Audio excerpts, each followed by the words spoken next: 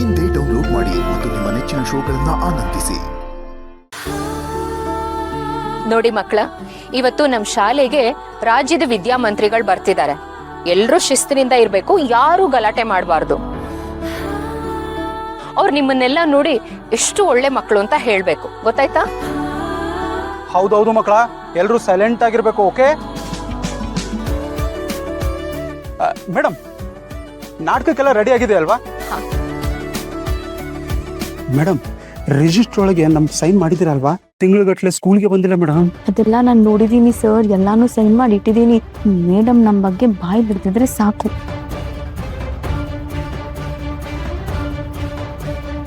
ಇದೇನ್ ಸಂಗ್ರಪ್ಪ ಇದು?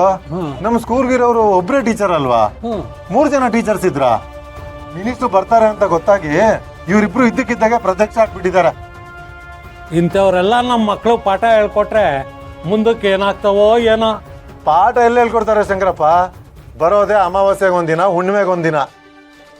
ನಮ್ಮ ಸ್ಕೂಲ್ಗೆ ನಿಯತ್ತಾಗಿರೋರು ಒಬ್ರೇ ಟೀಚರು, ಅದು ಆ ಮಹಾತಾಯಿ ಅಷ್ಟೇ. ಇವತ್ತು ಶಾಲೆಯಲ್ಲಿ ಸಾಂಸ್ಕೃತಿಕ ಕಾರ್ಯಕ್ರಮನೂ ಇದೆ.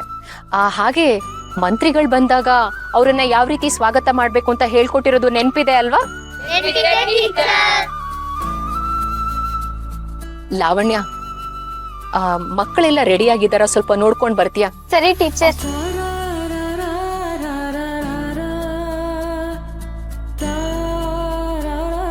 ಹಾಗೂ ಮಿನಿಸ್ಟರ್ ಸಾಹೇಬರು ಬರ್ತಾ ಇದ್ದಾರೆ. ಅವ್ರ ಜೊತೆ ಚೆನ್ನಾಗಿ ಮಾತಾಡಿ ಟ್ರಾನ್ಸ್ಫರಿಗೆ ರಿಕ್ವೆಸ್ಟ್ ಮಾಡ್ಕೋಬೇಕು. ಈ ಹಳ್ಳಿ ಜೀವನ ಸಾಕಾಗ್ಬಿಟ್ಟಿದೆ ಮೇಡಮ್. ಇಲ್ಲೆಲ್ಲೂ ನಮ್ಮ ಮಕ್ಕಳಿಗೆ ಒಳ್ಳೆ ಎಜುಕೇಶನ್ ಸಿಗ್ತಾ ಇಲ್ಲ. ಹೌದು ಸರ್, ನನ್ನ ಮಗು ಇಂಗ್ಲಿಷ್ ಕಾನ್ವೆಂಟ್ಗೆ ಹೋಗ್ತಿದೆ. ಪಾಪ ಬೆಳಗ್ಗೆನೆ ಎದ್ದು ಬೇಗ ಬಸ್ಸಿಗೆ ಕಳ್ಸ್ಕೊಡ್ಬೇಕು. ಟ್ರಾನ್ಸ್ಫರ್ ತಗೊಂಡ್ರೆ ನಾವು ಸಿಟಿ ಸೆಟ್ಲ್ ಆಗ್ಬೋದು. ಏನ್ ಸರ್ ಇದೆಲ್ಲ? ಈ ಮಕ್ಕಳಿಗೆ ಪಾಠ ಹೇಳ್ಕೊಡ್ಬೇಕಾದವರು ನೀವ್ ಕಲಿಸೋ ಪಾಠದ ಬಗ್ಗೆ ನಿಮ್ಗೆ ನಂಬಿಕೆ ಇಲ್ವಾ? ಕನ್ನಡ ಶಾಲೆಯಲ್ಲಿ ಟೀಚರ್ ಆಗಿದ್ಕೊಂಡು ನಿಮ್ ಮಕ್ಕಳನ್ನ ಇಂಗ್ಲಿಷ್ ಶಾಲೆ ಕಳಿಸ್ತಿದ್ದೀನಿ ಅಂತ ಹೇಳ್ತಾ ಇದ್ದೀರಾ. ಅದು ಅಲ್ದೆ ಈ ಹಳ್ಳಿಯಿಂದ ಟ್ರಾನ್ಸ್ಫರ್ ತಗೊಳ್ಬೇಕು ಅಂತ ಹೇಳ್ತಾ ಇದ್ದೀರಾ. ನಿಮ್ ಮಕ್ಳು ಹಾಗೆ ಇವರು ಮಕ್ಕಳೇ ಅಲ್ವಾ? ಇವ್ರ ಭವಿಷ್ಯದ ಬಗ್ಗೆನೂ ಯೋಚನೆ ಮಾಡ್ಬೇಕಲ್ವಾ? ಮೇಡಮ್, ಇವ್ರ ಬಗ್ಗೆ ಎಲ್ಲ ಸರ್ಕಾರದವ್ರು ಯೋಚನೆ ಮಾಡ್ತಾರೆ. ಈಗ ಬರ್ತಿದಾರಲ್ಲ ಮಿನಿಸ್ಟ್ರು, ಅವ್ರು ಇವ್ರ ಬಗ್ಗೆ ಯೋಚನೆ ಮಾಡ್ತಾರೆ. ನಾವ್ ಇವ್ರ ಬಗ್ಗೆ ಯೋಚನೆ ಮಾಡ್ತಾ ಕೂತ್ರೆ ನಮ್ಮ ಮಕ್ಕಳ ಭವಿಷ್ಯ ಏನಾಗ್ಬೇಕು? ಅದೇ ಮತ್ತೆ ಸರ್ಕಾರಿ ಶಾಲೆ ಉದ್ಧಾರ ಆಗ್ಲಿ ಅಂತ ಹೇಳೋ ಎಷ್ಟೋ ಜನ ಮಿನಿಸ್ಟ್ರುಗಳು ಅವ್ರ ಮಕ್ಕಳನ್ನ ಸರ್ಕಾರಿ ಶಾಲೆಯಲ್ಲಿ ಓದಿಸ್ತಾರ. ಇದೆಲ್ಲ ಬರೀ ಮಾತಿಗಷ್ಟೇ. ಯಾರೋ ಹಾಗೆ ಮಾಡ್ತಾರೆ ಅಂತ ನಾವು ಹಾಗೆ ಮಾಡೋದಕ್ಕಾಗತ್ತಾ? ಇವತ್ತು ಮಿನಿಸ್ಟರ್ ಶಾಲೆಗೆ ಬರ್ತಿದ್ದಾರೆ. ನೀವು ಶಾಲೆಗಳ ಸಮಸ್ಯೆ ಬಗ್ಗೆ ಅವ್ರ ಹತ್ರ ಮಾತಾಡಿ. ಕನ್ನಡ ಶಾಲೆಗಳನ್ನ ಉಳಿಸ್ಕೊಳ್ಳೋದ್ರ ಬಗ್ಗೆ ಮಾತಾಡಿ. ಅದು ಬಿಟ್ಟು ನಿಮ್ಮ ಸ್ವಾರ್ಥಕ್ಕೋಸ್ಕರ ನಿಮ್ ಟ್ರಾನ್ಸ್ಫರ್ ಬಗ್ಗೆ ಮಾತಾಡ್ಬೇಡಿ. ಮೇಡಮ್, ನೀವು ಮಕ್ಕಳಿಗೆ ಪಾಠ ಮಾಡಿ ಸಾಕು. ದಯವಿಟ್ಟು ನಮಗ್ ಪಾಠ ಮಾಡಕ್ ಬರಬೇಡಿ.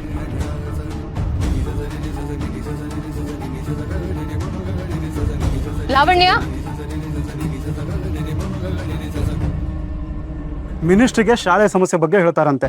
ಇವ್ರು ಹೇಳಿದ್ದನ್ನೆಲ್ಲ ಕೇಳ್ಕೊಂಡು ಮಿನಿಸ್ಟರ್ ಬಗ್ಗೆ ಹರ್ಸಕ್ಕೆ ಇವ್ರೇನ್ ಮಿನಿಸ್ಟರ್ ಹೆಂಡ್ತಿನ? ಸರ್, ಮಿನಿಸ್ಟ್ರು ಬಂದಾಗ ಅವ್ರ ಹತ್ರ ಸೈ ಅನಿಸ್ಕೊಬೇಕು ಅಂತ ತುಂಬಾ ಬೆಣ್ಣೆ ಹಚ್ಚೋ ತರ ಮಾತಾಡ್ತಿದ್ದಾರೆ.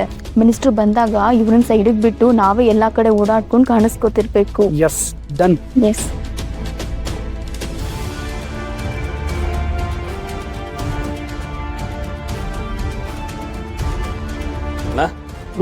ಕೊಡೋಣ. ಅಕ್ಕ, ಎಲ್ಲಿ ಹೋಗಿದ್ದೆ? ನಾನು ನಿನಗೆ ಫೋನ್ ಮಾಡಿ ಮಾಡಿ ಸಾಕಾಗೋಯ್ತು. ಉದ್ಧಾರ ಮಾಡೋ ಕೆಲಸ ನಿಂದಾದ್ರೆ ನಾಶ ಮಾಡೋ ಕೆಲಸ ನಂದು. ನಿನ್ನ ಪ್ರಾಣ ಸ್ನೇಹಿತ ಅನ್ಕೊಂಡಿದ್ಯಲ್ಲ ಪೃಥ್ವಿ, ಅವನನ್ನೇ ಹುಡುಕ್ತಾ ಇದ್ದೀನಿ. ಎಲ್ಲಿದ್ದಾನೆ, ಯಾರು ಕರ್ಕೊಂಡು ಹೋಗಿದ್ದಾರೆ ಒಂದು ಗೊತ್ತಿಲ್ಲ. ಆ ಟೆನ್ಷನಲ್ಲಿ ನಾನಿದ್ರೆ ನಿನಗೆ ನಿಂದೇ ಸಂಭ್ರಮ. ಏನು ಯೋಚನೆ ಮಾಡ್ತಾ ಇದೀಯ ಅಕ್ಕ? ಎಲ್ಲಿ ಹೋಗಿದ್ದೆ ಅಂತ ಕೇಳ್ತಾ ಇದ್ದೀನಿ. ನಿನಗೆ ಎಷ್ಟು ಸಲ ಫೋನ್ ಟ್ರೈ ಮಾಡಿದ್ದು? ಅದು ಬೆಳಗ್ಗೆ ಲೇಡೀಸ್ ಕ್ಲಬ್ಬಲ್ಲಿ ಒಂದು ಮೀಟಿಂಗ್ ಇತ್ತು, ಸೊ ಅಲ್ಲಿಗೆ ಹೋಗಿದ್ದೆ. ಹೌದು, ಏನು ಸಮಾಚಾರ? ಅದು ನಾನು ಶ್ರಾವಣಿ ಸುಬ್ಬನ ಬರಕ್ಕೆ ಹೇಳಿದ್ದೆ. ನಾನು ರಾಮಾಪುರದಲ್ಲಿ ಹಳ್ಳಿ ಜನದ ಹತ್ರ ಮಾತಾಡುವಾಗ ನಾನು ಮುಂದಿನ ಸಲ ಬರ್ತೀನಿ, ಹಲವಾರು ಅಭಿವೃದ್ಧಿ ಕಾರ್ಯಗಳನ್ನು ಮಾಡ್ತೀನಿ ಅಂತ ಹೇಳಿದ್ದೆ. ನಾನು ಕನ್ನಡ ಸರ್ಕಾರಿ ಶಾಲೆ ಅಭಿವೃದ್ಧಿ ಅಭಿಯಾನ ನಡೆಸ್ತಾ ಇದ್ದೀನಲ್ಲ, ಅದರಲ್ಲಿ ರಾಮಾಪುರದ ಸ್ಕೂಲೂ ಒಂದಾಗುತ್ತೆ. ಮೇಲಾಗಿ ಶ್ರಾವಣಿ ಸುಬ್ಬು ಮದುವೆನೂ ಅಲ್ಲೇ ನಡೆದಿದ್ದು, ಹಾಗಾಗಿ ನನ್ನ ಮೇಲೆ ಆ ಊರಿನ ಋಣ ಇದೆ. ನೀನು ಬಿಡುವಾಗಿದ್ರೆ ಬಾ, ಹೋಗಿ ಬರೋಣ. ಸರ್ಕಾರಿ ಕಾರ್ಯಕ್ರಮನೇ ಇರ್ಬೋದು, ಆದರೆ ಕಾರ್ಯಕ್ರಮಗಳೆಲ್ಲ ಚೆನ್ನಾಗಿರುತ್ತೆ. ನಾನಾ ರಾಮಪುರಕ್ಕ? ಅಲ್ಲ, ಕರೆಕ್ಟಾಗಿ ಹೊರಗಡೆ ಹೋಗೋ ಟೈಮಿಗೆ ಎದುರುಗಡೆ ಬಂದು ನಿಲ್ತಿಯಲ್ಲ, ಅದಕ್ಕೆ ಕೇಳಿದೆ. ಈಗ ಟೈಮ್ ಇಲ್ಲ, ಯಾವುದೋ ಒಂದು ಅರ್ಜೆಂಟ್ ಕೆಲಸದ ಮೇಲೆ ಹೋಗ್ತಾ ಇದ್ದೀವಿ, ಬಂದ್ಮೇಲೆ ಮಾತಾಡೋಣ ಆಯ್ತಾ? ಸುಬ್ಬು, ನಾನು ನಿನ್ ಜೊತೆ ಮಾತಾಡ್ಲೇಬೇಕು, ಸುಮ್ಮನೆ ಬಾ. ಶಿವಲೆ, ಅದು ಬಾ ಸುಬ್ಬು. ಅಯ್ಯೋ ಶಿವಲೆ, ಯಾಕೆ ಶಿವಲೆ ಹಿಂಗಾಡ್ತಿದ್ಯಾ? ಸುಬ್ಬು, ನೀವಿಬ್ರು ಚೆನ್ನಾಗಿರ್ಬೇಕು ಅಂತ ತಾನೆ ನಾನು ನಿನ್ನ ಕಾಪಾಡಿದ್ದು. ಹೌದು. ಹಾಗಿರ್ಬೇಕಾದ್ರೆ ನೀವಿಬ್ರು ಚೆನ್ನಾಗಿ ಬಾಳಿ ಬದುಕದನ್ನ ನೋಡೋದಕ್ಕೆ ನನಗೆ ಆಸೆ ಇರೋದಿಲ್ವಾ? ಖಂಡಿತ ಇರುತ್ತೆ, ಯಾಕಂದ್ರೆ ನೀನು ಅಷ್ಟು ಬದಲಾಗಿದೆ ಶಿವಲಿ. ಹೌದು ಸುಬ್ಬು, ನಾನ್ ಬದಲಾಗಿದ್ದೀನಿ, ಆದ್ರೆ ನೀವಿಬ್ರು ಬದಲಾಗಿಲ್ವಲ್ಲ. ನಿಮ್ಮಿಬ್ರು ಮಧ್ಯೆ ಏನಾದ್ರು ಪ್ರಾಬ್ಲಮ್ಮಾ? ಪ್ರಾಬ್ಲಮ್ ಏನಿಲ್ವಲ್ಲ, ಯಾಕೆ? ಮತ್ತಿನ್ನೇನ್ ಸುಬ್ಬು, ಶ್ರಾವಣಿ ಮುಖ ನೋಡಿದ್ರೇನೆ ಗೊತ್ತಾಗುತ್ತೆ. ಅವಳು ಈ ಮದ್ವೆ ಆದಾಗಿಂದ ಯಾಕೋ ಖುಷಿಯಾಗೇ ಇಲ್ಲ. ಅಲ್ಲ, ಪ್ರೀತಿಸಿರೋರು ನಮ್ಗೆ ಸಿಕ್ಕಿದಾಗ ನಮ್ಗೆ ಎಷ್ಟು ಖುಷಿ ಆಗ್ಬೇಕು ಹೇಳು. ಪ್ರೀತಿಸಿರೋರ್ನೇ ಮದ್ವೆ ಆಗಿ ಇಡೀ ಜೀವನ ನಾವು ಅವ್ರ ಜೊತೆ ಕಳೀತಿದ್ದೀವಿ ಅಂದ್ರೆ ಅದಕ್ಕಿಂತ ಸಂತೋಷವಾದ ವಿಷಯ ಇನ್ನೊಂದು ಏನಿರುತ್ತೆ ಹೇಳು.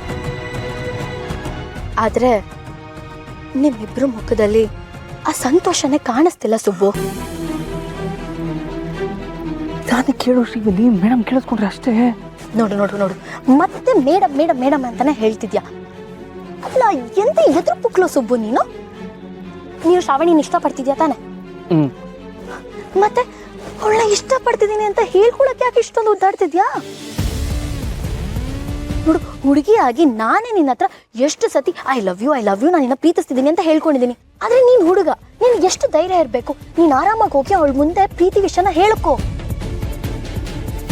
ನೋಡು, ನನಗಂತೂ ನನ್ನ ಪ್ರೀತಿ ಸಿಕ್ಲಿಲ್ಲ, ನಿಮ್ಮಿಬ್ರಿಗೂ ಸಿಕ್ಕಿದೆ. ಅದನ್ನ ದಯವಿಟ್ಟು ಹಾಳು ಮಾಡ್ಕೊಳಕ್ ಹೋಗ್ಬೇಡಿ, ಅರ್ಥ ಆಯ್ತಾ?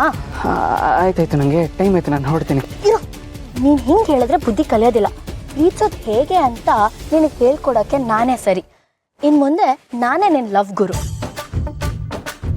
ನಿಮ್ಮಿಬ್ರು ಮಧ್ಯೆ ಇರೋ ಪ್ರೀತಿನ ಜಾಸ್ತಿ ಮಾಡೋದೇ ನನ್ನ ಕೆಲಸ. ಆಹಾ ಗುರುಗಳೇ, ನೀವು ನಮ್ಮ ಪಾಲ್ಗೆ ವಿಲನ್ ಆಗ್ತೀರಾ ಅನ್ಕೊಂಡಿದ್ದೆ, ಆದರೆ ನನ್ನ ಪ್ರೀತಿನ ವಿನ್ ಮಾಡೋ ಗುರುಗಳಾಗ್ತೀರಾ ಅಂತ ಗೊತ್ತಿರಲಿಲ್ಲ. Thank you Shivalli. ಈಗ ನಾನು ಹೊಡ್ತೀನಿ, ಯಜಮಾನ ಕಾಯ್ತಿರ್ತಾರೆ, ಯಾವುದೋ ಒಂದು ಕಾರ್ಯಕ್ರಮ ಇದೆ, ಮುಗಿಸ್ಕೊಂಡ್ಬಂದ್ಮೇಲೆ ಮಾತಾಡೋಣ. ಸರಿ.